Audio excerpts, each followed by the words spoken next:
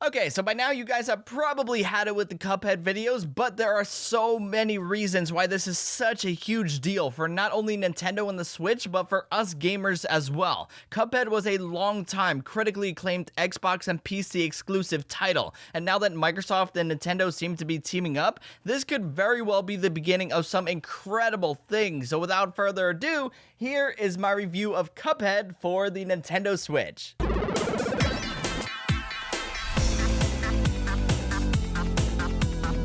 What is up, my friends? It's Ray back here, and welcome to my definitive review of Cuphead for the Nintendo Switch. Now, there have been multiple early gameplay videos that I produced for this game prior to its release thanks to Studio HDMR, and I feel like those really showcase the true brutality of this game. Cuphead's rapid-fire boss-brawling challenges, the co-op mode, the platforming run-and-gun adventures, they're just a natural fit for the Switch. This is a perfect port of an already phenomenal game. The game also plays without issue no matter if you're docked or playing on the go. So with that being said, let's dive a bit deeper into Cuphead.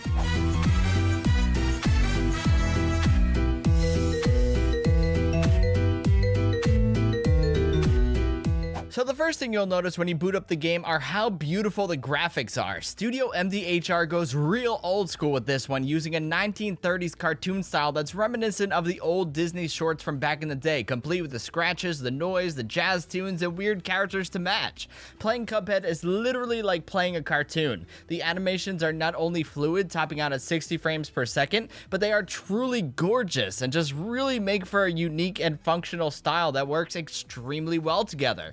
With so much going on the screen at all times, there's no denying the fact that this game really impresses when it comes to visuals. As a matter of fact, I'd go out of my way and say that this is my favorite part of the game. As far as the storyline goes, Cuphead isn't exactly the most story-driven game out there, but it does give clear reasoning as to why you go about fighting these insanely tough boss battles. Basically, Cuphead and his brother Mugman are two fun-loving kids who like to gamble. Let's pause for a second and think about this. They're kids who like to gamble. They're probably underage. They're probably doing it behind their parents' backs. But anyways, there was a winning streak going on at the Devil's Casino. They failed on a high-stakes roll between getting all the money in the casino and having the devil take their soul. I'm not sure I would personally do that. That's very risky, but the latter ended up happening, and they end up making a deal with the devil to hunt down all the residents of Inkwell Isle who owe him debt. These ultimately become the brutally tough boss battles that stand between you and beating the game. As you progress, you actually collect soul contracts that the devil has left behind on each of their heads, and it's just a simple story. It's weird, but it works really well, and it's definitely a lot better than I ended up explaining it.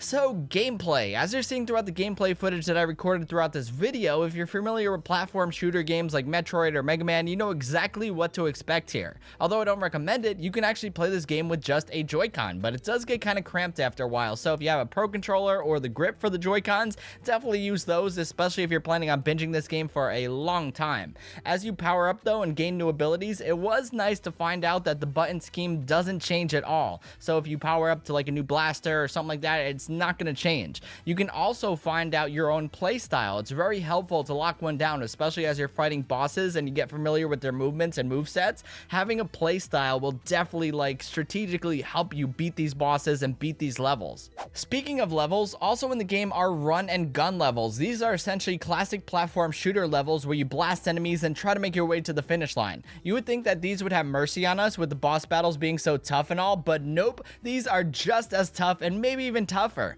I think what it is though that keeps Cuphead fresh and engaging no matter what the level is the addition of a finish line goal you see each time you die. You see how far you got.